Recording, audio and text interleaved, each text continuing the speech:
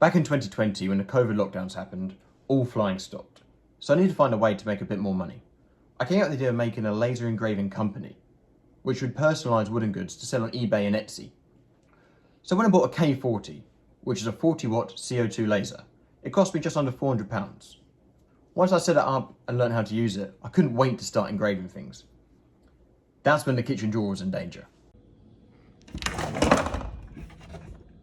Once I was happy that everything in the kitchen drawer had been engraved, I still had an itch to scratch. But with no more materials left in the house, I came up with the idea of engraving some bread. As you do. So that gave me an idea. A little while ago I'd seen a Bob Ross toaster, which I thought was brilliant. It basically just engraves Bob Ross's face onto your toast. What more would you want? Now Mr. Ross is a bit of a hero of mine, with a lot of his saying I can relate to my projects. We don't make mistakes. We have happy accidents. So it was only right to start with Bob himself. Amazingly, it came out very well. The detail on Bob was really good. Now I knew the principle worked, there's only one thing to do. Move it into the kitchen. Hopefully my girlfriend doesn't notice. Perfect. Doesn't notice. The main problem with a CO2 laser is a huge laser tube required to generate the laser. Accompanied with that as well, it needs to be water cooled, so it needs a constant source of water pumping around it. So a water bucket is necessary. A diode laser, however, is a lot smaller. It can fit in the palm of your hands, and it requires no water cooling. I found on eBay a smaller diode laser, which was less powerful, but I thought just with engraving toast it should be sufficient. I wanted it to function like a toaster, and shoot the toast out once finished. Also, it needed to look in place in the kitchen. Well, more in place than the 40-watt one. So in Fusion 360, I designed the laser toaster contraption. The idea being that all the parts could be 3D printed. The principle of it works off by the laser homing to the bottom left after it finishes each engraving. The contraption worked like this. There was a slider inside this case that was free to move up and down. At the bottom, it was held in by a pin. Whilst connected to a spring at the top would keep it under tension. Once the laser homes, it knocks a pin out the way, which allows the slider to shoot up, releasing the toast. So I printed the inconspicuous laser toaster, which took 4 parts and 60 hours to print. And it came out a little bit bigger than first anticipated. But yet, it was kind of working. So I glued the outer casing together, which would help it keep it disguised in the kitchen. I'm pretty sure it wouldn't stand out too bad against the other kitchen appliances.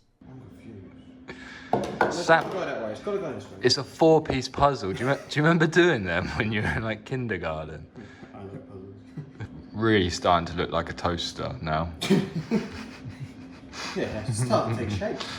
With the casing glued together, it was time to add the springs to the contraption, and then give it a test.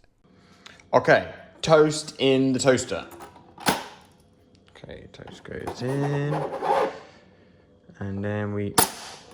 Oh my goodness. Oh my goodness. Now I was satisfied with the twanginess of the firing mechanism, I added it to the toaster shell, followed by the laser itself. Oh, it's moving! Now I knew it will move correctly, it was time for its first test. And then I snapped the handle. Time for a higher infill, I think. With the replacement printed, it was time to give it another go. Okay, first test. Whether the firing mechanism works when the laser homes. Ready? Here we go. Connecting. Off it goes. And then... Oh! Hold on. Stop now!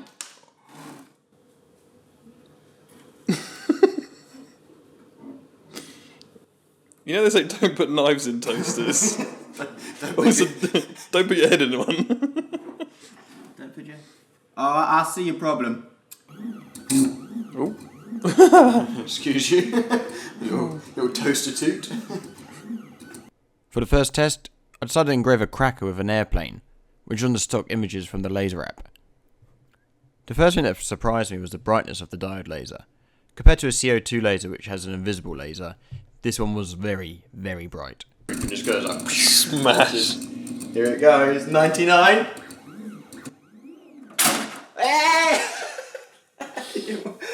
It worked. We've got a... it's just my focus. There we go. We've got a plane. Look at that.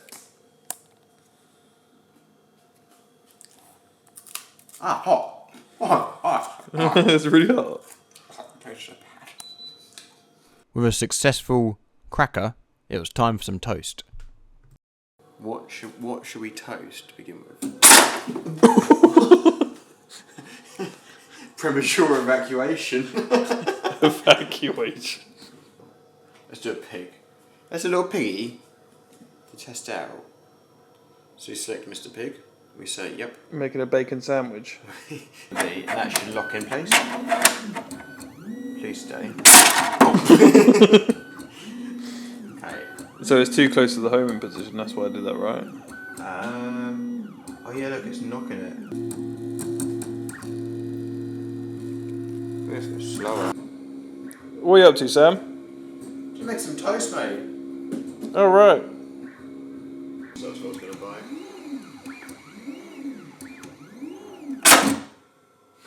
Oh, piggy went squish. Video squish. The kit came with a 7-watt laser, which seemed to work okay. However, it was taking too long to engrave, so I went and purchased a 30-watt, which had a bit more spice to it. Oh my goodness. What? My goodness. What? I don't know what's happened, but it's gone on. It's gone off one. Oh, wow. After nearly burning the house down, there's something that I've always wanted to try.